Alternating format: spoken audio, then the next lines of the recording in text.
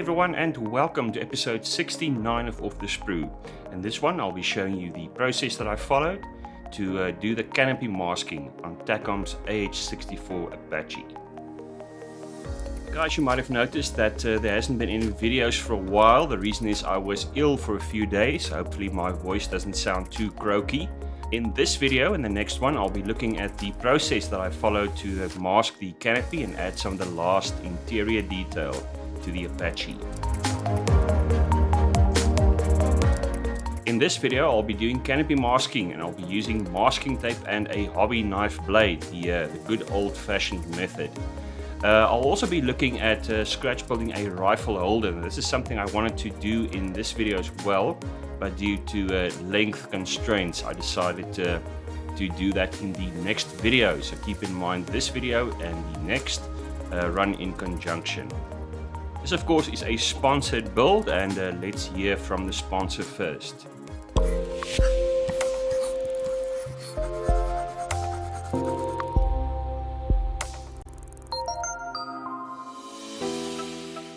Guys, if you go to supernovastudio.durban, you will notice that this fine kit is on sale there. And if you stick around for the end of this video, I'll be supplying a promo code that you can use to order this at a great discount.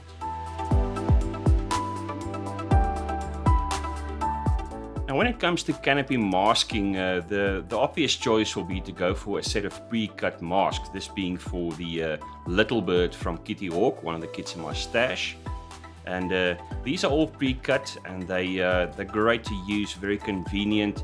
This is another option. These are available from Supernova Studio from New Wear, and one set for the F4 Phantom, F117 Nighthawk. And another option is this from Eduard. They do quite a few mask sets, and this one is for the F18 jet. So these are great, but what do you do if you don't have this? Well, you do it the old-fashioned way, with masking tape and a hobby knife, and that's what I'll be showing you in this video. Let's look at the tools. First, you'll need a hobby knife with a sharp blade, and I must repeat, make sure it's a sharp blade, a new blade. You also need a pair of scissors. You'll be cutting masking tape, so a sharp pair of scissors is a must. We'll be working with small parts, so a pair of tweezers will be necessary. You'll need masking tape, and this is one we all know and love. This is the 40mm tape from Tamiya. Very useful indeed, something I'll be using in this tutorial video. They come in different sizes. This is Tamiya's 1mm masking tape, very useful indeed.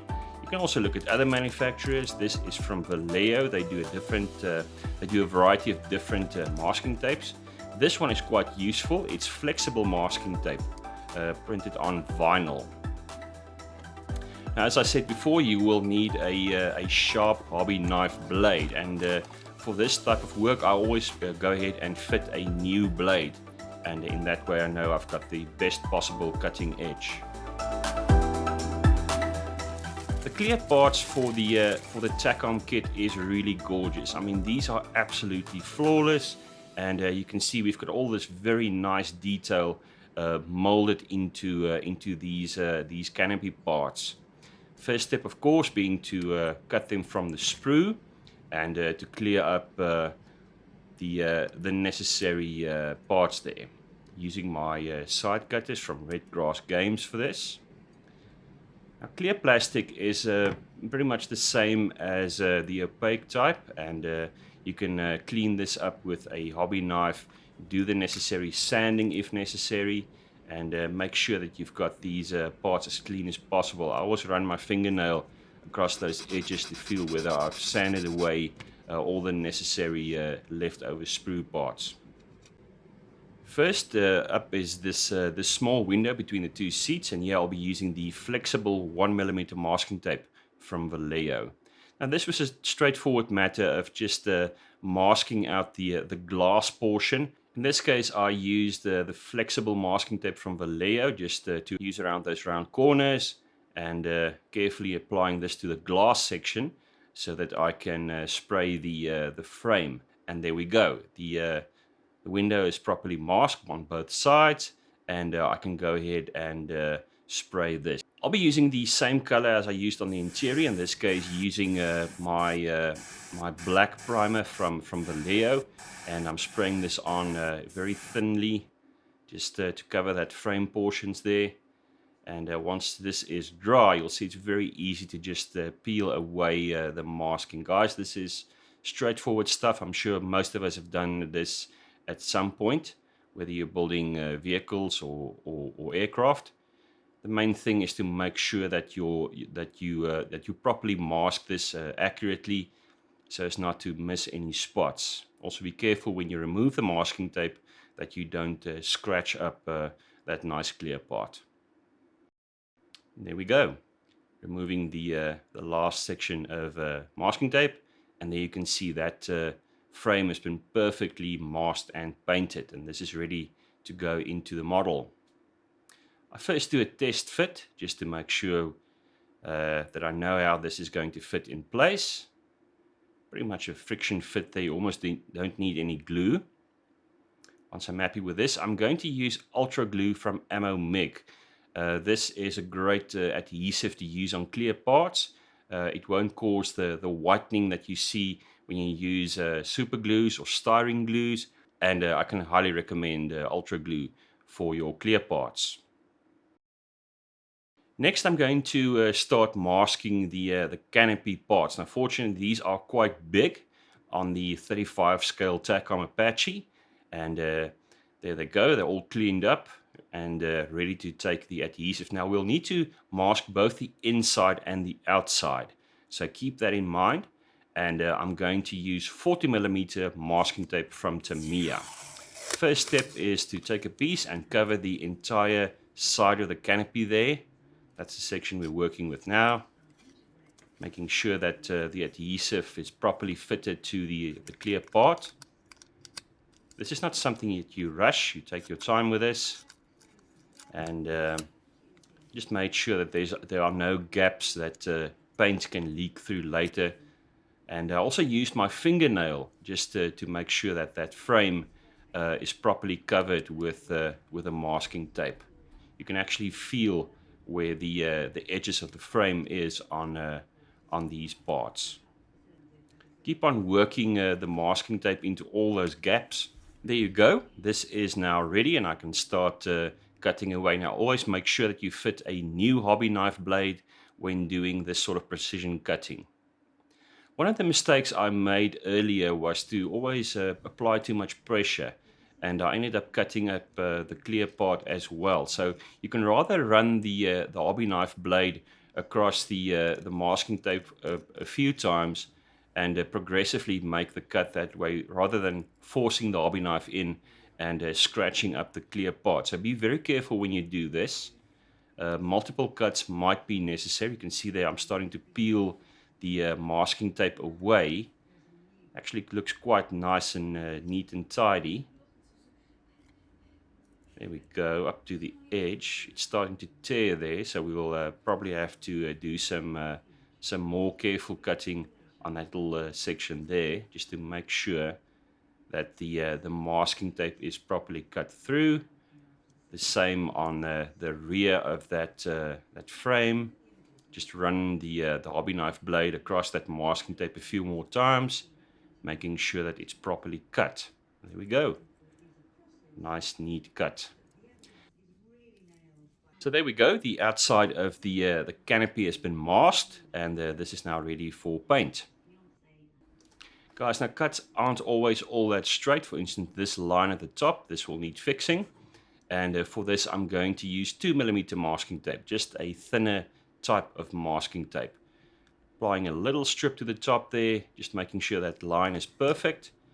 And once we're done, this is the end result. These parts have been masked on the inside as well as the outside, and they are now ready for paint. A really great fit on these parts from Takom, and you can clearly see where the canopy is going to be. These are the side windows. I'll be opening those, of course, just so you can see the inside of the cockpit. One of the last things to do is just to fit these handles to the sides of those canopy parts, and also adding some wire and some handles to the inside of the top canopy. I'll be using the same colors that I used on the cockpit itself, NATO Black and US Loam, just for the highlights. The first color to use is NATO Black. Guys, you'll notice that I'm applying the paint without primer first. The reason for that is that if you apply primer and paint, the paint coat becomes quite thick, and you can have trouble pulling off the masking tape later. That's one of the rookie mistakes I made right in the beginning. So with the base color applied, the NATO Black, I now apply highlights to the inside of the canopy itself. The inside is black, and that's why I'm using black and US Loam. Now the fun part. There is nothing more satisfying in the hobby than peeling away masking tape, and that's what I'm doing on your screen right there. Really thrilled with the result that I got with these paint masks. This is actually a technique that I battled with for a long time, simply because I was doing it wrong. I was applying too much pressure with a hobby knife blade, cutting up my clear parts, but this worked perfectly. And the same for the top.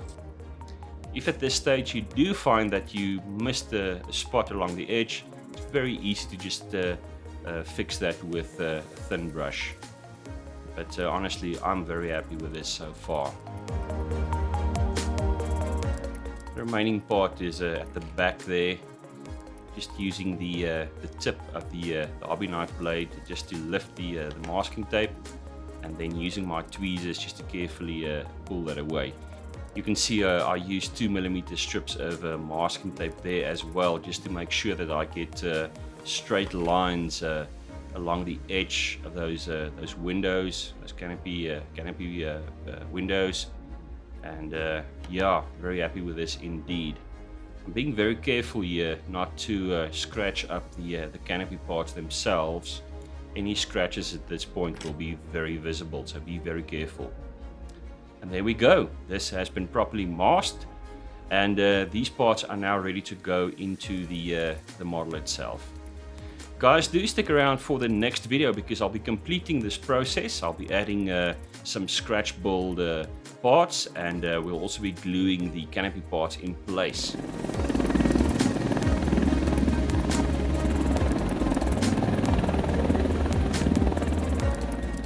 As I mentioned at the start of this video, there's a promo code Longbow2601, and if you use this on the Supernova Studio website and you order this kit, you will get an instant 15% discount.